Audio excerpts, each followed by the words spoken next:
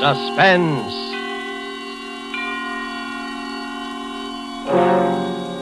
Presented by Roma Wines, made in California for enjoyment throughout the world.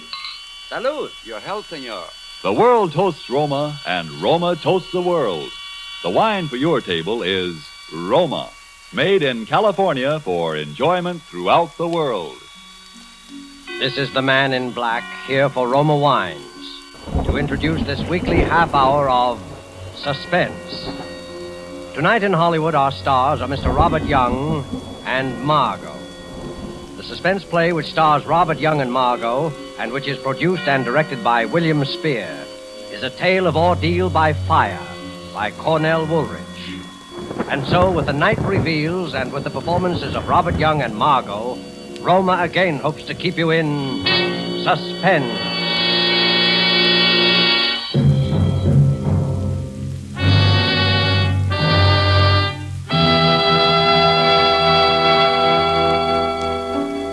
Go ahead, tell us the story, Mr. Jordan. Might help to get it out of your system. Yes, go ahead, Harry. What, tell it here, Marie, in front of you? Sure, I can stand it if you can. Well, all right.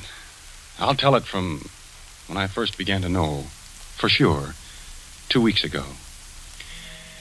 I should have known before that something was wrong. I should have known by her eyes. There was a queer look in them, staring at me one minute and avoiding me the next. Well, I came home late one Monday night. They were asleep, my son Johnny and my wife here, Marie.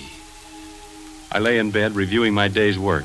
You see, I'm an investigator for the Herkimer Fire Insurance Company. And while thinking about the fire on 2nd Avenue, I fell asleep. Suddenly, I was sitting bolt upright, wide awake, with a strange feeling of being alone in the room. I looked towards Marie's bed. It was too dark to see. I called, "Marie! Marie!" There was no answer. I got up and walked to her bed. The quilt was bunched up. I pulled the covers down. The bed was empty. In the bathroom. No, she wasn't there. And not in Johnny's room either. Johnny was alone. Marie wasn't in the apartment. I put on the light and looked at my watch. It was 2 a.m. Got dressed and walked out and rang for the elevator. It was nothing. Of course, it was nothing important, but my heart kept hammering away. Morning, Mr. Jordan. Kind of late for the... Yes, good morning, Steve. Did you see my wife go down? Yes, Mr. Jordan. About half an hour ago, I'd say. Yes, of course. Did you see which way she went? Yes, she went towards 3rd Avenue. Said she was going Went to the drugstore, I guess. Yes, that's right. There's one over on 96th Street. Open all night. Thanks. That was it. She went to the drugstore. I was worried over nothing at all. I didn't know what to do quite. I didn't want to follow her, but the elevator boy was watching me, so I strolled easily along towards 3rd Avenue. I stood on the deserted dark corner and looked up and down the street. Then I saw her coming. She was walking towards me briskly. Harry, what are you doing here? Well, I got up and saw you were gone, and I couldn't sleep. I had a dreadful headache, so I decided to go down for some aspirin. Yes, of course. The drugstore on 96th Street. But you were coming from 98th Street. I took a little walk. I thought some fresh air would do me some good. Yes, it is a nice night. I've only been gone about 10 minutes. Steve says you were gone about a half hour. It was only 10 minutes. What time is it now? 2:35. I've been out for almost 15 minutes. Oh, it's more than... It was 15 minutes, no more than that. Yeah. Yeah, I guess so. Everything seemed all right. Still, I felt something was wrong. We got into our apartment and we both went to bed. For a minute or so, we said nothing. You've been working hard, Harry. Don't you think you ought to take a week off and sort of rest up? Oh, I feel perfectly all right, dear. There's nothing wrong with me. Listen. A fire. A fire. Yes, not far. Over east a couple of blocks. By the river, I'd say. That's my district. A fire. Oh, what the... Hello. Hello, Harry. I'm sorry to wake you in the middle of the night. There's a bad one over near you between 2nd and 3rd. Maybe a total loss. Between 2nd and 3rd, Mr. Parmenter?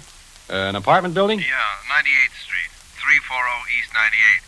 I called you because I'd like you to go there direct first thing in the morning instead of come at the office, okay? I'll meet you there. Okay, Mr. Parmenter. Good night. A fire? On 98th Street? Yeah. I couldn't see Marie in the dark. I knew she was staring at me. I was very tired. Good night, Marie. Good night, Harry.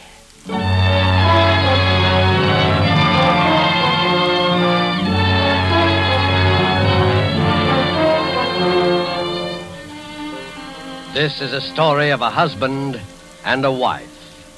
In a moment, as the story continues, we shall learn how they came to know that death was living with them.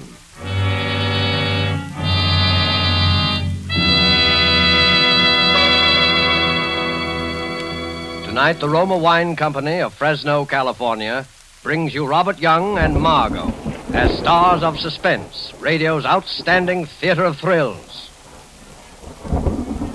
Somewhere tonight, perhaps in Havana, Cuba, a man and a girl sit at a table in a gay cafe. Music, laughter fill the big room. A tropic breeze stirs the palms in the terrace. As we watch, the young man pours wine into their glasses. They raise them in a toast to each other. Salud. Salud. An excellent wine, verdad? As pleasant to the taste as your beauty is to the eye. Do you know where this fine wine comes from? It comes from our good neighbor to the north, Los Estados Unidos, from America. His name is Roma. Yes, Roma. from our own America, from our own sunny California come Roma wines. Made in California for the enjoyment of the world. Doesn't that tell you all you need to know to make you want to choose Roma wines for your own use?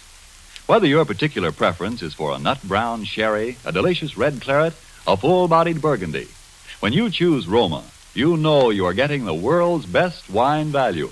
For Roma wines are America's largest selling wines. Only through such tremendous popularity can Roma afford to sell so reasonably wines into which have gone all the care and wine knowledge that produce wine masterpieces. There is a Roma wine for every taste. Simply choose the one you like best. Roma wine, made in California for enjoyment throughout the world.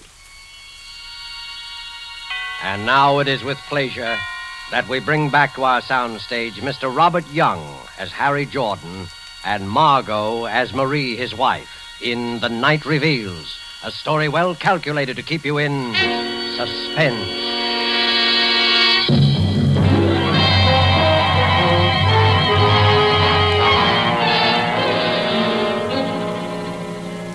Go on, Mr. Jordan. Well, gentlemen, the next morning I went over to 98th Street to inspect the remains of number 340 and to see if there was evidence of anything suspicious about the origin of the fire. Mr. Parmenter was there. Well, there it is. Gutted. I guess we'll be paying off on this one, all right. Yeah, completely burned out. Anyone hurt? Well, a few, but no one dead. Lucky they just installed the new fire escapes. Just the walls left. That fire must have been quite a sight in the height of its glory. Yeah, quite a sight. Hey, those walls look pretty bad. They might collapse almost any time. And the building will have to be raised. That fire did a good job. Oh, here's the commissioner. Hello, Parmenter. Jordan. How are you, Mr. Morale? You know anything about the fire commissioner? No, not a thing. Well, we'll take a look. I wouldn't go in there, Jordan. Those walls are pretty I bad. can take care of myself. Maybe you better not go inside, Harry. Don't worry about me. I know fires as well as anyone. You stay outside, Mr. Parmenter. I'm going in. I walked gingerly into the blackened, ruined hallway, in ashes up to my ankles, until I reached the remains of the stairway. Underneath were several baby carriages, just twisted pieces of metal. A burned fragment of something fell nearby. Come on back, Jordan. I'm all right. I poked around the carriages, sifting through the clean, fine ashes. Something caught my eye. A glob of yellow metal. I picked it up. Then I worked my way out. Burned through, isn't she? Yep. Clean through. Nothing left of her. Did you find anything, Harry? Nothing much. The fire started in the hallway, all right. Cellar's untouched. Fire works its way up. What's that in your hand? Well, that is just a piece of metal I found. Here. I just picked it up for my kid. He likes shiny things. What do you think, Commissioner? Probably one of those gadgets they have on baby carriages. No, I guess you're right. It isn't anything. But it was something. I had run my fingernail across this glob of metal. It looked like gold. I decided to examine it in detail at home.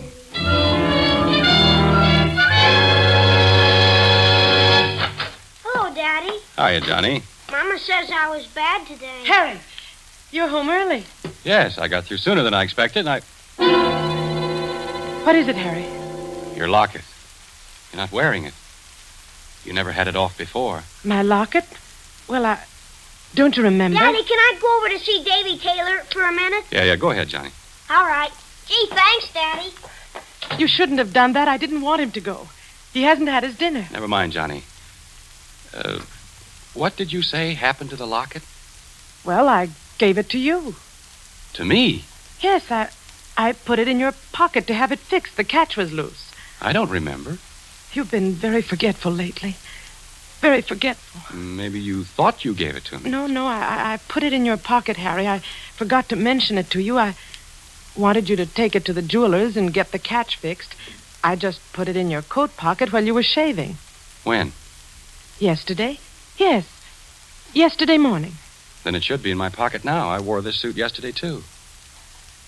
Nothing in my pockets, Marie. Well? Marie. Yes, Harry?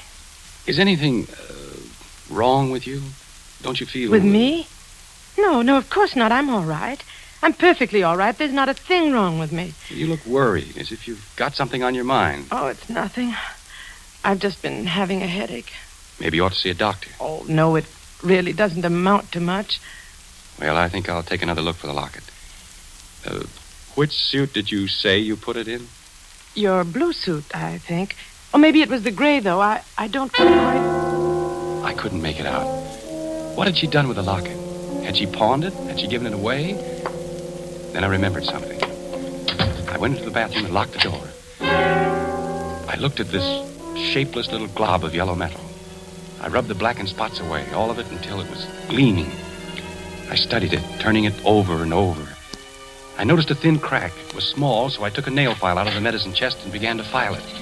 I kept filing until I had enlarged the crack to the full length of a piece of gold. Then I slipped the nail file inside and pried it open. Tiny fragments of glass, and then I saw a piece of scorched paper. It was a photograph. Picture of my son, Johnny.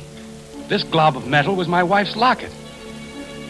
I put the locket and the picture in my pocket and walked out.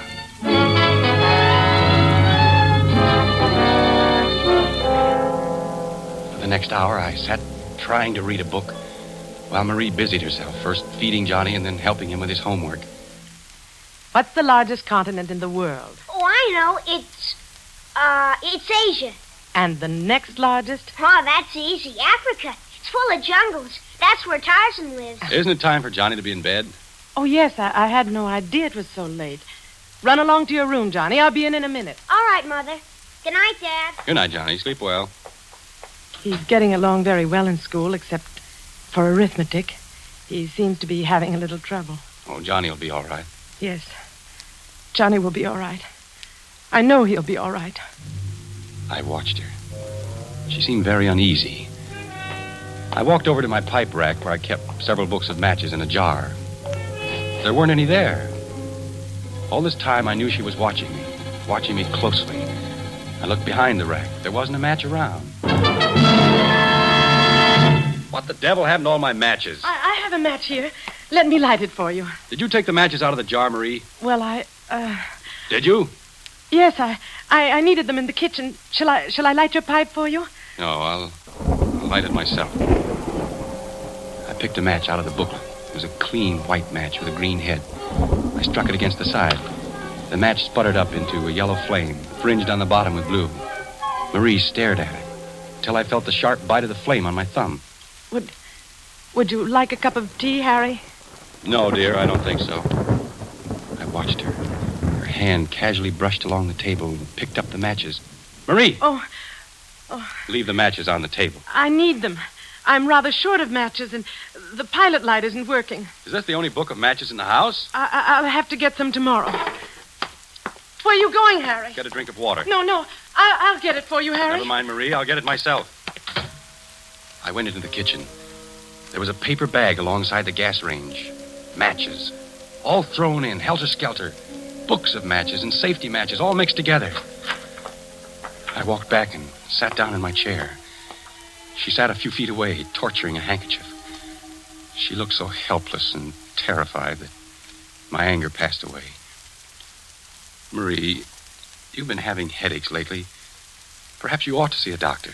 You haven't been looking too well. I'm just tired. It's nothing serious. Look, how would you like to go away for a few days? Take a vacation. I'll get a maid to take care of Johnny and me. It'll do you a lot of good. No, I don't need a vacation. There's nothing wrong with me, but, Harry, there is... Yes? There's nothing the matter with... You were about to say something else. I've got to go into Johnny's room and see that he's covered. He always throws the covers off. I sat there looking at the door. Then I glanced about the room. There was the pack of matches lying open on the table. I closed the cover, and my eye caught her purse lying nearby. It was bulging. Harry! Well, what's the matter? My purse! Yes, your purse. Here, look. See, the handle's loose. And it's full of matches. A dozen books of them. And these newspaper clippings. Give it back to me. Why are you saving these clippings? Why do you carry matches with you? I bought the matches in a store. They were a dozen for 5 cents. And these clippings, look here. Fire on 112th Street causes severe damage. And these others. Why are you saving these clippings, Marie? There's nothing wrong in that. I'm interested in your work. I intend to keep a file on fires. It'll help you in your work. Well, that's very considerate, Marie. Oh, Harry. You're so good. Why should this have to happen to us?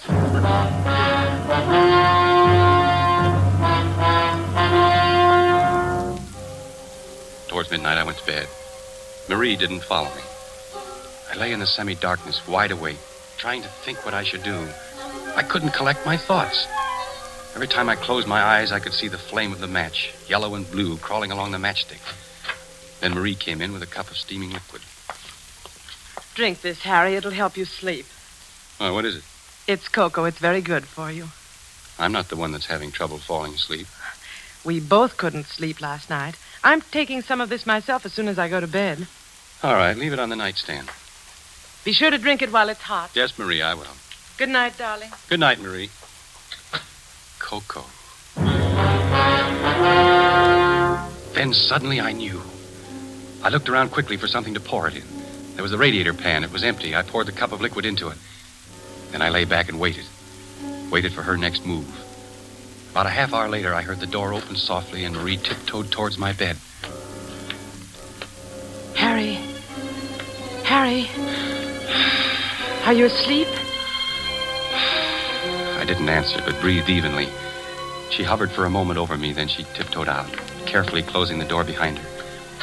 I dashed out of bed and hurried into my clothes. Quickly, I poured the liquid from the pan into a bottle and put it into my pocket. Then I grabbed my coat and followed her. I rang for the elevator. She had only a few minutes headway. I would catch up to her easily, and then we'd have a showdown.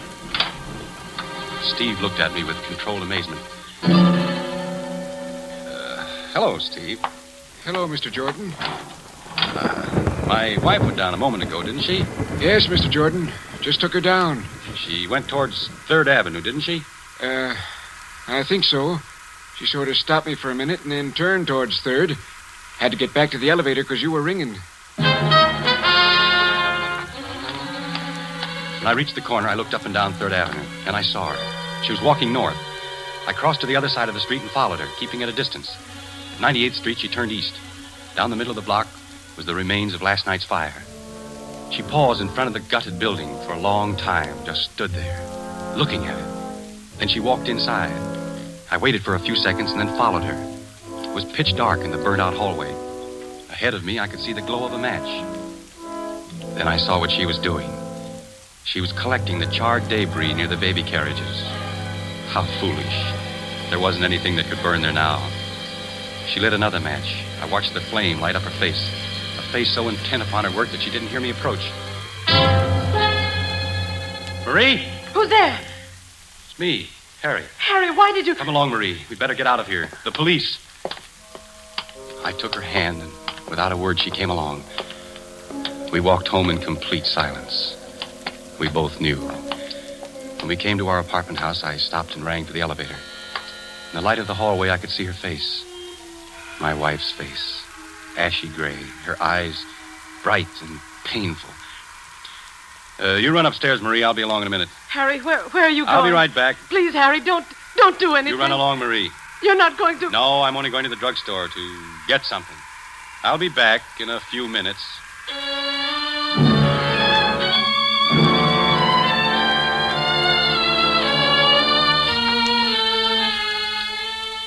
I came home a half hour later. She was waiting for me. Did you do it, Harry? Harry, please tell me. I've got to know. I had the cocoa you gave me analyzed. I'm sorry. I had to do it. Don't you see? I couldn't help it. It was very easy for the druggist, especially when I told him what I thought was in it. Sodium amytal. That's the stuff that makes you sleep through an earthquake. Please try to understand, Harry. You must understand. Is the kid asleep? Yes, Johnny's all right. I was sorry for Marie. She looked so haggard and worn. It wasn't her fault. I was sorry for myself. My head was roaring. I wasn't feeling too well. Kept seeing sparks in front of my eyes. I closed my eyes for a moment. Let's go to bed, Harry. Marie, we can do something. Let's burn up every match. Every match in the house. We'll never bring another match in here. No, Harry, we can't do that. You don't want to? No, Harry, not now. See, this is the first book. It's turning black. We'll do it with every book of matches. It's no use, Harry. Strange, isn't it, that this should happen to me? Me, a fire inspector. That's funny. Give me the matches, Marie, all the matches. No, I can't do it. I won't. Give them to me. Please don't take them. I'll do anything you want, anything. Where did you hide them? Tell me, where are they? Inside the range, behind the paper bag. I dropped her hand and she sank to the floor in a huddle, weeping. Then I went into the kitchen and got all the matches. By now, my anger was cooling off. Look, Marie, look up. See? I'll light each book of matches, one at a time, until they're all gone up in smoke. Yellow flame licked its way down the matches. The cover caught fire and blackened. I watched her look at the flame with dazed eyes. Listen, Harry, do you hear? Just someone in the hall. Oh, it's more than someone. Something's happened. Something has happened. I'll take a look. Hey, Mr. Jordan, the house is on fire. The house is on fire. Yes, Marie, wake up Johnny. Johnny! We'll have to hurry. The flames are coming up the stairs. There's an upward draft. What's the matter, Mother? The house is on fire. We've got to get out, Johnny. Come on. It's too late to go down. We'll have to go up through the roof. Oh, I've hurt my leg. Come along, Johnny. Mother, wait for Mother. She'll come along. No, I want to wait for Mother. It's all right, Johnny. Go along with Daddy. I'll follow you. No, I won't go. I won't go without you, Mother. Hold on to my arm, Marie. Come on. Give me your hand, Johnny. Don't be scared. The fire won't hurt you. It won't hurt you at all. You're safe with me.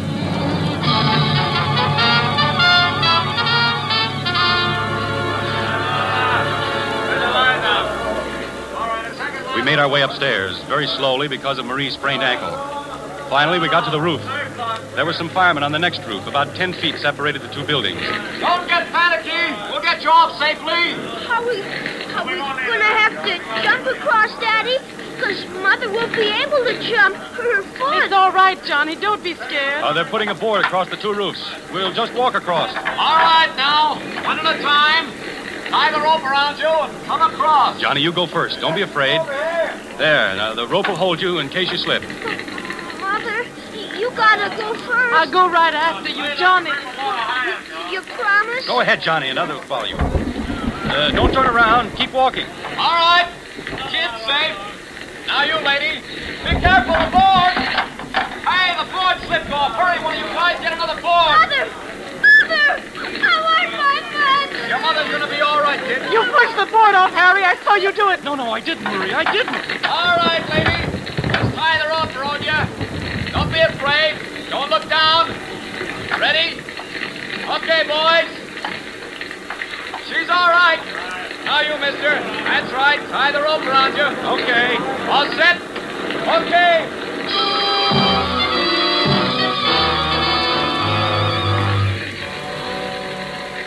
On the ground, we stood there, the three of us, watching the fire.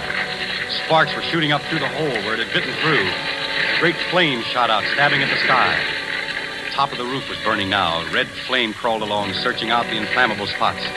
A wooden pole caught fire and blazed up in a long, narrow, curving arc. The wind was helping her. All this time, Marie was shaking violently, not with cold. I pitied her. And then she threw up her hands and shrieked. Harry! No, darling, don't. I can't stand it. We can't go on this way. Police, come here. Don't do it, Marie. There's no need to. Not the police. You don't know what you're saying. You... What is it, lady? You'd better calm down now. Officer, please. No, it's no use, Harry. Officer, these awful fires, they're not accidental.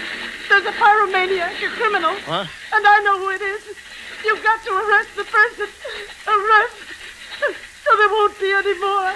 All right, lady. Now, what is this? Who's the pyromaniac? The criminal is my husband, Harry Jordan. This man here. Arrest him, officer.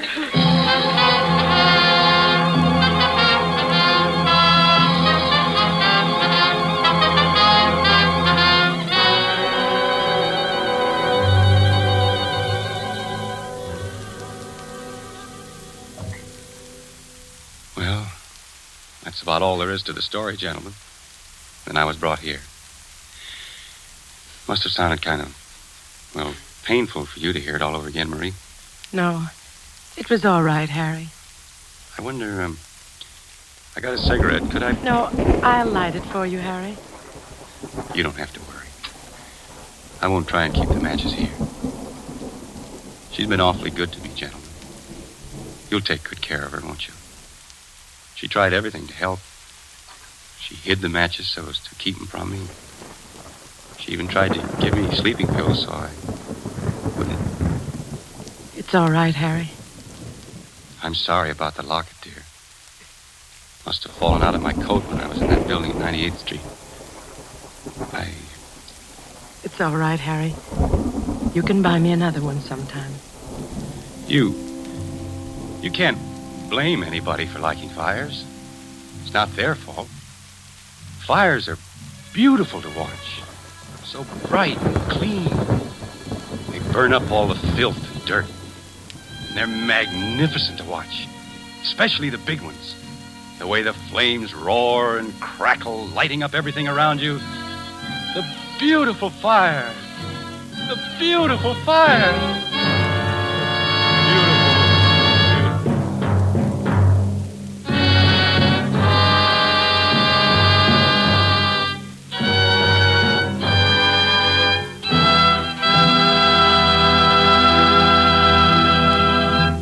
And so closes The Night Reveals, starring Mr. Robert Young and Margo. Tonight's tale of Suspense. I want you to know that the distinguished Roma California wines include the most enjoyable types for every possible occasion. Dry table wines, red and white, appetizer and dessert wines, and also champagne and sparkling burgundy. Nothing can add more downright pleasure to your meals or to your entertainment of friends. And no enjoyment could be more economical. For not only are they supremely delicious, Roma wines are America's largest selling wines, and they cost only a few cents a glass. The vast quantities regularly purchased and enjoyed by wine lovers, the advantageous locations of the great Roma wineries in the favored wine districts throughout California, these things permit truly modest prices that make Roma wines the world's outstanding wine values. Roma. R-O-M-A. Roma wines are true to type. Roma wines are faithful in flavor. Roma wines are sound of character. Roma wines are reasonable in cost. Made in California for enjoyment throughout the world. This is Robert Young. It's been a great pleasure for me to appear tonight on Suspense, one of my very favorite programs. And I know you'll want to be listening next Thursday when my friend and colleague at Metro-Goldwyn-Mayer, Mr. Charles Lawton, will be your star. Don't forget then, next Thursday, same time, for Charles Lawton in Suspense. Presented by Roma Wines, R-O-M-A, made in California for enjoyment throughout the world. This is the Columbia Broadcasting System.